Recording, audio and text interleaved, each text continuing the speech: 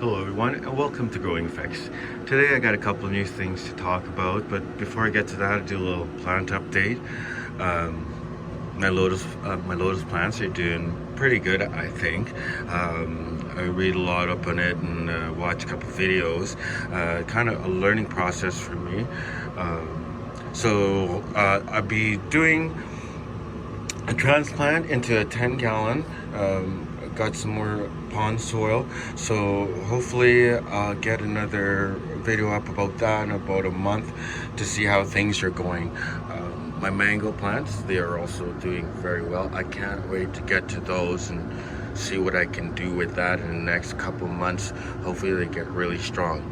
Now for my video, I had a request to do a root over skull vodka. Now it's a little bit bigger than this, well, a lot bigger than this.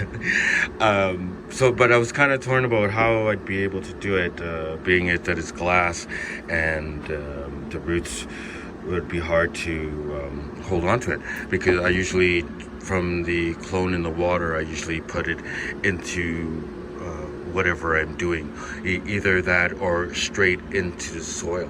And I'll hopefully, before the video ends, I'll get back into that too, my statue and the hive here. So what I did was, instead of trying to get a clone going, I had a few plants in here with established roots, and I'm also working at them. So I just ripped them out and put them around the bottle. I'll get this one a little bit closer here.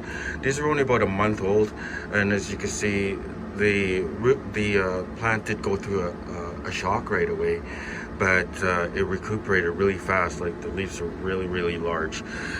So if you get in here, you can see that the roots have already hit the plastic around it. So I've already had established roots from a plant like this. So what I did was I just wrapped the roots around the bottle.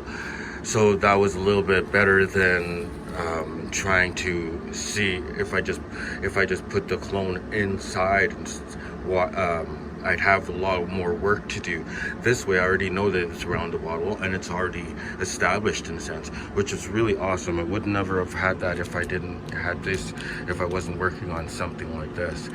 So that being that, and then this is sort of a new thing I did too.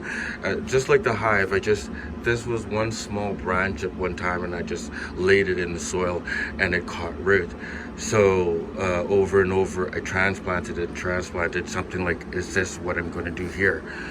This was another branch which I just kind of wrapped, untied, and then I stuck it in the soil, and it happened to live. Now, what is going to happen here is a series of transplants. The branches are tied inside, and the roots have been established. This is a second transplant out of a smaller pot, and now that pot showed me that there was a lot of roots happening, like in here. So what's happening here and what's happening here is basically the same thing, except that this already has its roots established around here. And what's going to happen here is that I'm probably going to do, hopefully 2 more transplants will be enough for it to start to get to something like this. And I've already started to remove some of the soil from here, because the roots are really well established also. So I kind of want to see what's going on here and move this along so I can start to work on this. And that is exactly what I've been having on my root over statue here.